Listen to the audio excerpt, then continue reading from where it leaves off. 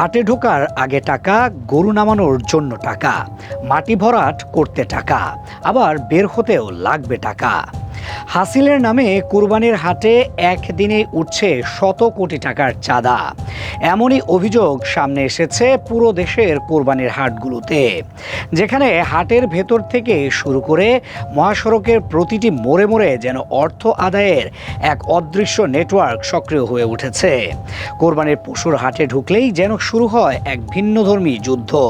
সরকার নির্ধারিত হাসিলের বাইরে প্রকাশ্যেই আদায় করা হচ্ছে গরু প্রতি অতিরিক্ত 500 থেকে 1,500 টাকা পর্যন্ত চাঁদা।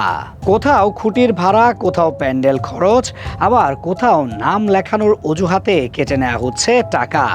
দেশের বিভিন্ন অঞ্চলের কোরবানির হাট ঘুরে দেখা গেছে ইজারাদারদের কর্মীরা রীতিমতো সংঘবদ্ধভাবে এসব অর্থ তুলছেন, অথচ বেশিরভাগ ক্ষেত্রেই সেই অতিরিক্ত টাকার নেই কোনো রসিদ, নেই কোনো হিসাব।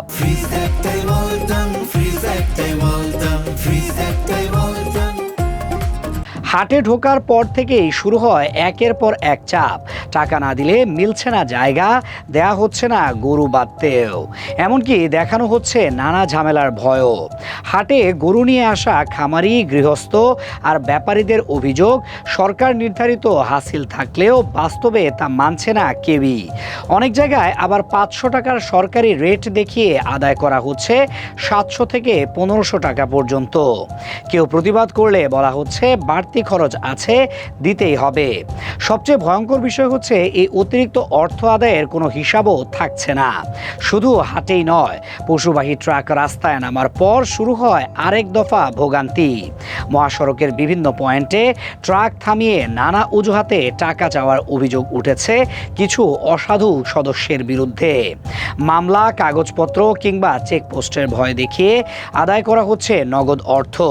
ফলে শেষ পর্যন্ত এই অতিরিক্ত চাপ গিয়ে পড়ে সাধারণ ক্রেতার ওপর। একাধিক ব্যবসায়ী জানান, একটি ট্রাক ঢাকায় পৌঁছাতে পৌঁছাতে শুধু অতিরিক্ত খরচেই কয়েক হাজার থেকে কয়েক লাখ পর্যন্ত টাকা গুনতে হচ্ছে।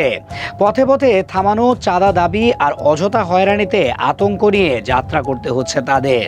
অনেকেই অভিযোগ করেন, টাকা না দিলে ঘন্টার পর ঘন্টা আটকে রাখা হয় গাড়ি। প্রশ্ন উঠেছে, কোরবানির পশুর হাটে এই সিন্ডিকেটের শেষ কোথায়?